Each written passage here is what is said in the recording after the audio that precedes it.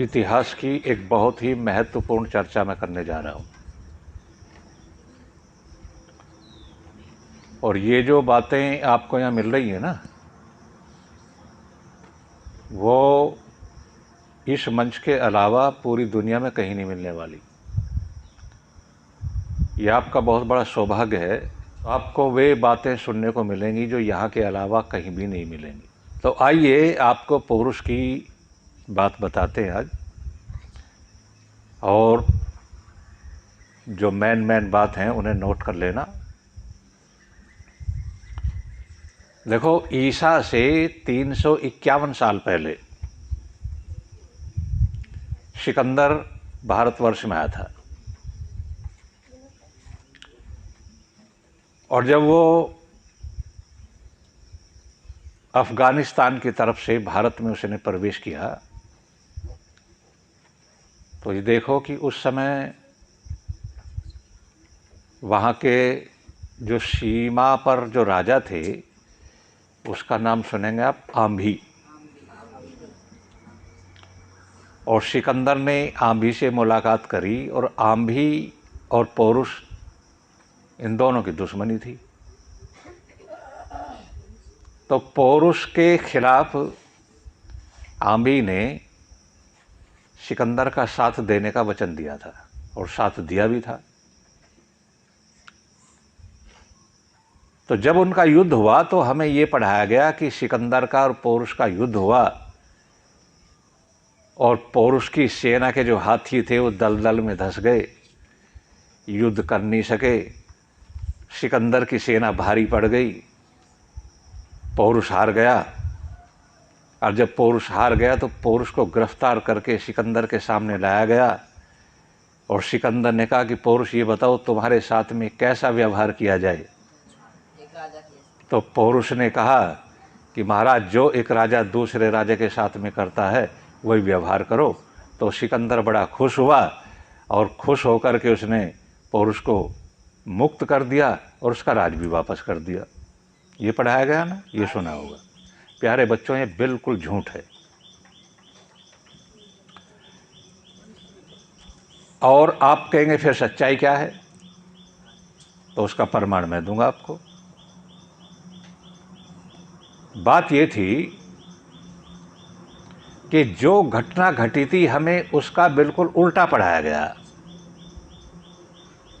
जब ये युद्ध हुआ था ना, तो देखो, अब सिकंदर के सेनापति और लेखक, उनके नाम लिखो आप। ये महत्वपूर्ण बात है, जिन्होंने इतिहास लिखा है। अब कोई कहे भाई भारत वाले ने लिख दिया, तो आप मानोगे भाई इसने भारत का पक्ष लेकर के पौरुष की जीत दिखा दी। लेकिन सिकंदर के जो सेनापति थे और लेखक थे, उनका लिखा हुआ इतिहास, तो वो लिखने वाले कौन थे? पहला नाम जस्टिन, दूसरा नाम लिखो एरियन, तीसरा सेनापति कार्टियस, नंबर 4 डोरियस, और पांचवा लिखो प्लूटार्च। ये बातें आपको वो बताई जा रही हैं कि बड़े होकर के दुनिया भर की किताब खंगालते फिरोगे ना, जब ये बातें मिलेंगी। और आपको ऐसे समझो जैसे समुद्र मंथन में से ये अमृत निकल आया। बहुत किताबों को टटोलना पड़ता है। ये 5 थे। तो देखो वो क्या लिखते हैं। उनमें से जो कार्टियस नाम का लेखक था, उसने क्या लिखा, देखो। वो लिखते हैं कि जिस समय राजा पौरुष से हमारा मुकाबला हुआ, तो सतलज नदी पर हुआ। सतलज नाम सुना ना आपने? नदी थी, उसके एक किनारे पर हम थे, और दूसरी तरफ से राजा पौरुष की सेना आ रही थी। तो हमने देखा कि नदी में, आधी नदी में तो पानी है और आधी सूखी हुई है। तो हमने अपने जो घुड़सवार सैनिक थे उनको आदेश दिया कि जितने घुड़सवार हैं वो नदी के बीच में चले जाएं, जहां सूखा है, पानी की धार वहां नहीं है, वहां चले जाएं। और पौरुष की सेना जब उधर से आए तो वहीं से उन पर हमला कर देना। लेकिन वो कहता है कि जिस समय पौरुष की सेना चली आ रही थी तो उसकी सेना में हजारों हाथी थे, और वो हाथी जब चले आ रहे थे तो ऐसा लगता था जैसे कोई बादल चला आ रहा हो।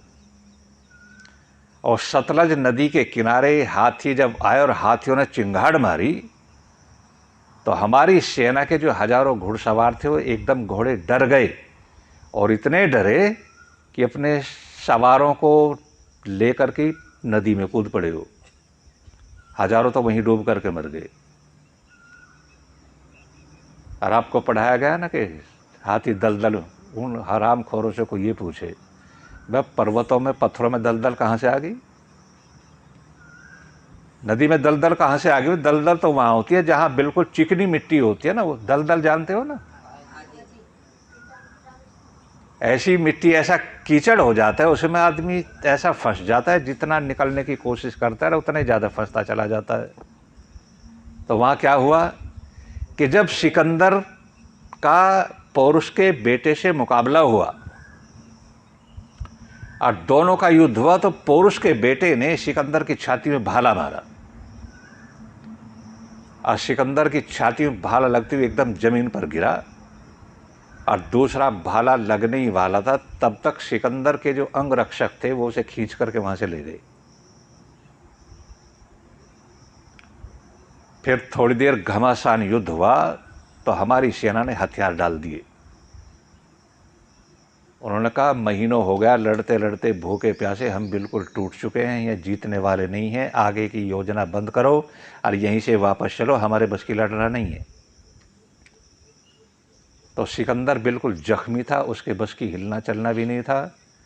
सेना ने जब आत्मसमर्पण कर दिया तो पौरुष ने एकदम आदेश दिया कि सिकंदर को जिस हालत में भी है उसी हालत में हमारे सामने पेश किया जाए। तो सिकंदर करता ही क्या फिर उस समय तो विवश था वो, उसको पौरुष के सामने पेश किया गया। और जब पौरुष के सामने उसको रख दिया गया, डाल दिया गया, क्योंकि अधमरा तो था ही वो, उस समय पौरुष ने कहा था कि आज तक मेरे देश पर किसी विदेशी की हमला करने की हिम्मत नहीं हुई, पापी तो क्यों आया। खैर चल तू आ भी गया तो तेरी दुर्दशा तो हो ही गई, अब बता तेरे साथ में क्या बर्ताव करूं।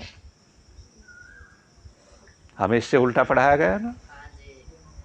तो पौरुष ने कहा बता तेरा क्या इलाज करूं, तेरे साथ क्या व्यवहार किया जाए। तो सिकंदर ने कहा कि मैंने सुना भारत के लोग बड़े दयालु होते हैं, देवता के समान होते हैं, क्षमा दान तो इनके खून में बसा हुआ है। ये क्षमा दान, क्षमा तो इनके धर्म का एक अंग है। मैं चाहता हूं कि मुझे क्षमा कर दिया जाए, जो आप उचित समझे वो व्यवहार करो।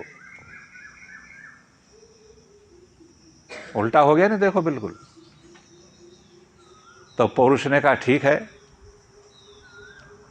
तुझे क्षमादान दिया जा सकता है, तेरी जान बख्शी जा सकती है, लेकिन एक शर्त पर, कि जिंदा तो तुझे छोड़ देंगे लेकिन एक शर्त पर, और वो शर्त यह है कि आज के बाद जीवन भर भारत की ओर पैर करके सोना भी मत,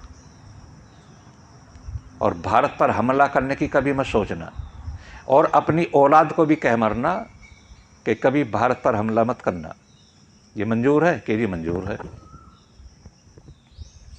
सिकंदर वहां से चला और रास्ते में बीमार होकर के कई दिनों से बीमार रहा, और वो रास्ते में मारा गया है। इतना तो वो भी लिखते हैं, जो उनके पक्षधर है वो भी लिखते हैं, अपने घर तक नहीं गया, रास्ते में वो मर गया था। लेकिन इसके ठीक 25 साल बाद क्या हुआ, सिकंदर का जो एक सेनापति था उसका नाम था सेल्यूकस, उसने भारत पर हमला किया। और किस पर किया? चंद्रगुप्त पर किया। तो आचार्य जी ने आपको बताते रहते हैं, बहुत खुशी की बात है। अरे यही तो बात सीखने की है, सीखने की बात तो यही है। चंद्रगुप्त पर जब हमला किया ना और चंद्रगुप्त के प्रधानमंत्री कौन थे? चाणक्य। धन हो ऐसा व्यक्ति आज हो जाए तो बेड़ा पार है सारा। तो चंद्रगुप्त के साथ में जब युद्ध हुआ ना, वो केवल 3-4 घंटे युद्ध हुआ, और 3-4 घंटे में चंद्रगुप्त की सेना ने शैलुकस को बिल्कुल रगड़ करके रख दिया। और फिर क्या हुआ, चंद्रगुप्त के हाथ पैर बांध करके एक पेड़ से बांध दिया, और चंद्रगुप्त ने तलवार निकाल करके कहा कि तैयार हो जा, अब तेरा सर कलम करूंगा।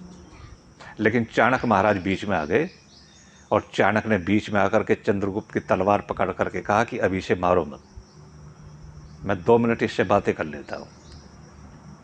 कि कर लो। तो आचार्य चाणक्य ने कहा कि शैलुकस, तुझे शर्म नहीं आई?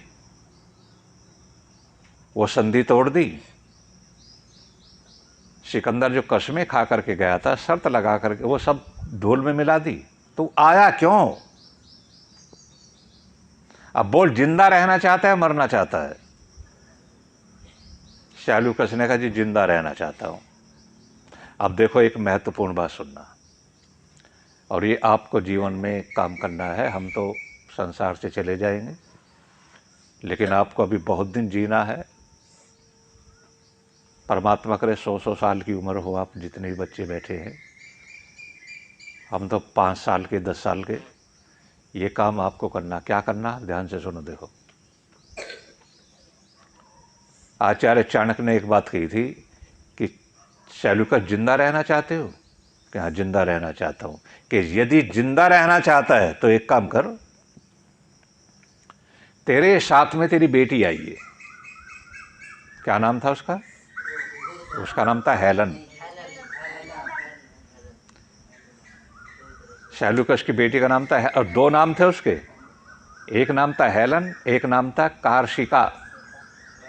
कार्शिका नाम का एक देश भी है धरती पर। उसके 2 नाम थे, कार्शिका और हेलन, लेकिन मुख्य नाम उसका प्रसिद्ध हेलन है। तो आचार्य चाणक्य ने कहा कि जिंदा रहना चाहता है तो अपनी बेटी हेलन का विवाह चंद्रगुप्त के साथ में कर दे, तुझे जिंदा छोड़ दूंगा। उसने कहा जी मंजूर है। उसी समय ऐसी वेदी बनाई गई, और आचार्य चाणक्य उसके पुरोहित हुए। उनके आचार्यत्व में, पौरोहित्य में चंद्रगुप्त के साथ में हेलन का विवाह हो गया। आज जब विवाह हो गया ना, सब काम संपन्न हुआ।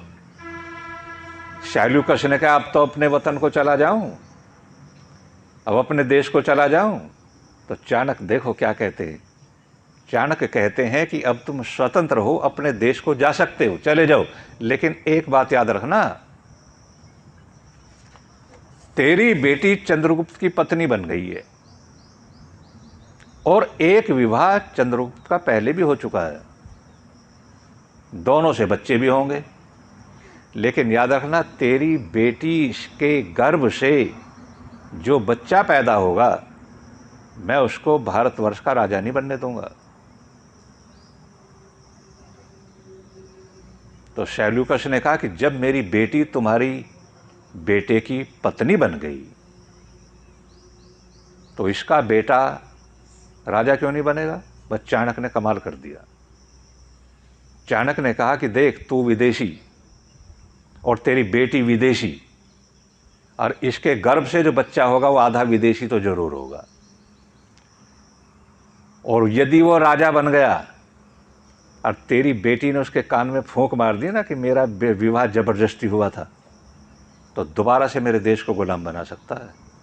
इसलिए तेरी बेटी से जो बच्चा होगा उसे भारत का राजा नहीं बनने दूंगा। तो प्यारे बच्चों, एक बात याद रखना, चाणक्य की बात याद रखना, सोनिया विदेशी, राहुल विदेशी, चाहे हिंदुस्तान में गधे को प्रधानमंत्री बना दिया, पर इस नालायक राहुल को प्रधानमंत्री मत बना देना। वैसे तो बनने वाला नहीं है, हम तो मर जाएंगे, लेकिन तुम्हें देश को संभालना है। और ये दुनिया में प्रचार कर देना कि चाहे कोई भी प्रधानमंत्री बने, कितने भी उतार चढ़ाव आए, लेकिन सोनिया की औलाद हिंदुस्तान की प्रधानमंत्री नहीं बननी चाहिए। याद रखोगे नहीं रखोगे इस बात को? ये चाणक्य ने क्या कहा वो कि तू विदेशी और तेरी बेटी विदेशी, और इससे जो बच्चा होगा तो आधा विदेशी तो होगा ही। सोनिया विदेशी, उनमें किसी प्रकार की भारतीयता आपको देखने को नहीं मिलेगी, ना सोनिया में और ना राहुल में। पूरे के पूरे ईसाई हैं वो, यहाँ रहने के बाद भी। ये ध्यान रखना कि ये प्रधान, और तुम्हें ये क्या करना है, वैसे तब नंबर नहीं आना, लेकिन किसी प्रकार का कोई माहौल बनता है, इसके अलावा कोई और भी हो, तो जो विदेशी की औलाद है, जिसमें विदेशी संस्कार हैं, जो भारतीयता से और वेद से प्यार नहीं करता, भारतीय संस्कृति सभ्यता से प्यार नहीं करता, उसका डट करके विरोध करना है। कोशिश करनी है कि ऐसा व्यक्ति कोई भी मेरे देश का राजा ना बने। आगे समझ में आपकी? ये आपको मानकर अब आपकी समझ में आ गई जीत किसकी हुई? पौरुष की हुई। सिकंदर की जीत नहीं हुई।